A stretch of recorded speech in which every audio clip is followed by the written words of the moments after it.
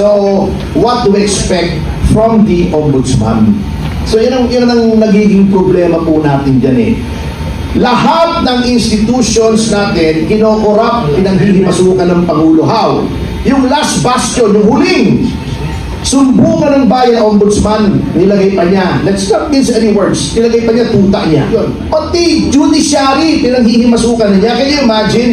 The Ombudsman and the President being one in saying, bago magpasko, may makukulong na.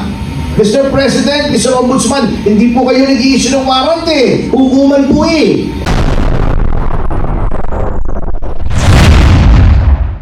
Alam nyo, Madriaga, isang tao, in-entertain ng Ombudsman. Etong kay Martin, sinabi noon ni Diskaya, sabi ni Saldico, yun daw pera ay para kay Martin. Although hearsay yun. Okay, granted, fine. Under oath naman yung statement. So, what do we expect from the Ombudsman? So, yun ang nagiging problema po natin dyan eh. Lahat ng institutions natin, kinokorap, pinanghihimasukan ng Pangulo. How? Yung last bastion, yung huling sumbungan ng bayan, Ombudsman, nilagay pa niya. Let's not mince any words. Nilagay pa niya, tuta niya. Pati judiciary, pinanghihimasukan na niya. Can you imagine? The Ombudsman and the President being one in saying, bago magpasko, may makukulong na. Mr. President, Mr. Ombudsman, hindi po kayo nag-i-issue ng warrant eh. Hukuman po eh. Are you telling us, kontrolado nyo rin yung hukuman na pag sinabi yung bago magpasko, may warrant, teka, nakakabahala na. Alam ko naman. Sir, being the deputy spokesperson ng party, may update po ba ni Senator Bato? Kasi Senator Robin Hood ay sinabi, para sa payo niya is huwag kang susuko sa banyaga. And how about the party, sir? Anong stand? And sabi ng DILG, alam nila kung nasaan si Senator Bato, may suporta rin po ba ang partido kay Senator Bato ngayon? Definitely. Senator De La Rosa is a ranking member of the PDP and he is one of the 3 senators. However, with respect to the legal recourses available to Senator De La Rosa, I think the best person who would be able to answer that would be his legal counsel, Attorney Israelito Torion. With respect to the pronouncements of Senator Padilla, I think we have to defer to his Chief of Staff, Attorney Philip Jurado. Pero kami po sa PDP, we condemn this latest efforts on the part of the government to neutralize another member of the opposition by again surrendering our sovereignty to a foreign entity.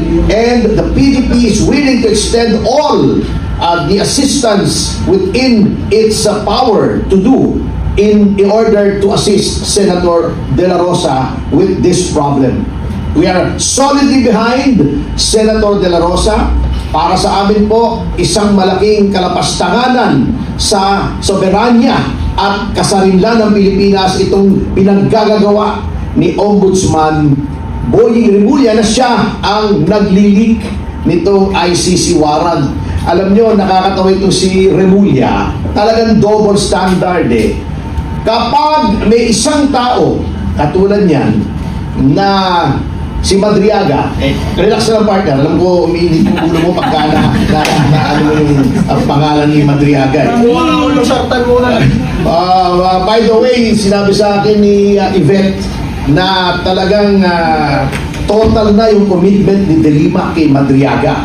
In fact, she was supported to have said in effect that she has spread her wings to let him in.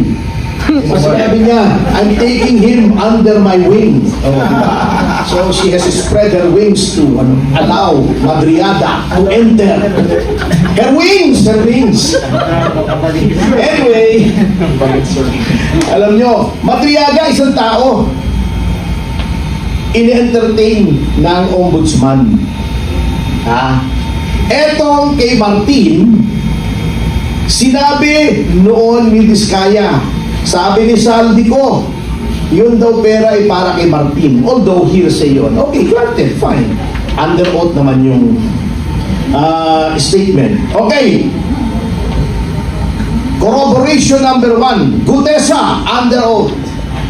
Nagde-deliver po kami ng male-maleta na pera kay Martin Romualdez. Okay. Corroboration number 1. Corroboration number 2, from Saldico himself. Nagbibigay ako kay Martin at kay Pangulong Marcos male-maleta. Corroborated yung kay Gutesa at yung kay Vizcaya. Sinong may kaso ngayon? Isa lang, si Saldico. Oh, anong klase yan? Di ba? Anong klaseng ombudsman yan? Alam naman natin kasi that ombudsman owes his being ombudsman to the president na lahat ng batas ay pinilipit para lang siya ay maluklot dyan.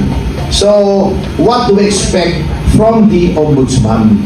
So, yun ang nagiging problema po natin dyan eh. Lahat ng institutions natin, kinokorap, pinanghihimasukan ng Pangulo. How? Yung last bastion, yung huling sumbungan ng bayan ombudsman, nilagay pa niya, let's not mince any words, nilagay pa niya tuta niya. Kalokohan, kung may naniniwala sa inyo nung sinabi ni Boying na ngayon appointed na siya, he will do what is right, meron pong tulay malapit sa Malacanang, bebenta ko sa inyo, mura lang po kung naniniwala kayo ron. Number 2, yung legislature, kino-off na niya. O nang una, ginawa niyang speaker yung pinsan niya. Ginawa niyong majority, deputy ba? Speaker.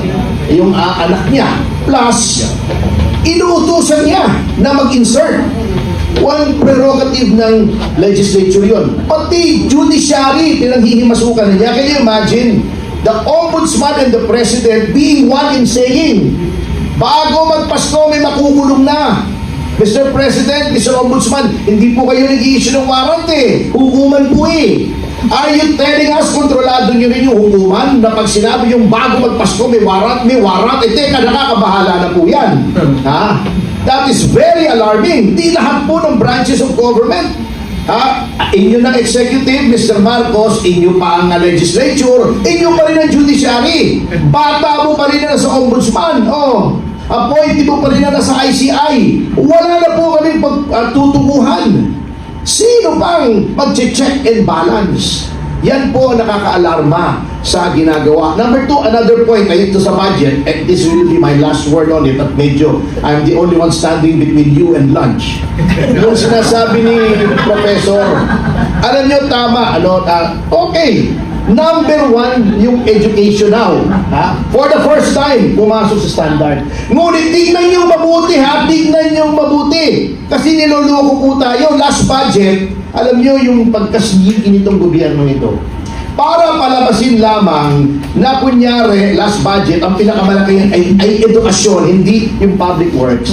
Yung budget ng PNPA, sinama nila, kinompute nila sa education, sa DILG yun eh. Hindi naman sa DepEd yun eh. Yung budget ng PMA, sinama nila sa education, sa DND yun eh. Hindi naman sa DepEd yun, pero para lang palabasin na mas malaki education kesa sa DPWH, sinama nila yun nung kinompute nila, okay, na yung education, no? Nung tinignan ko, teka muna, bakit pati PMA at saka PNPA? Yung mga sariling departamento yun. Kaya tignan pa rin natin, Prof, ha? Baka pinaglululuko tayo ng mga taong yan, ha? O baka Claire Castro na naman, yung farm to market roads daw, may kinalaman sa health. Okay. Sige, so, Sino ba nanood nung sa PICAM, nagtyaga? Ako nagtyaga ako eh. Mag-a-adjourn sila.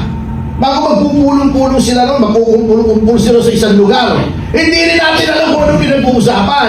Bago mag-resume, meron ng desisyon. Wala rin! Ila-live stream pa nila. Walang iniwan yan doon sa ICI eh.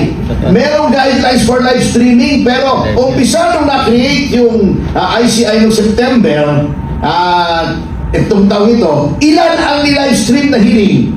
Isa! Exactly 1 hearing. Oho. Yun ang nangyari sa ICI. Pinaglolo ko tayo. Ha? Public daw, live stream, pero recess, private consultation doon sa bandang likod, kitang-kita naman eh.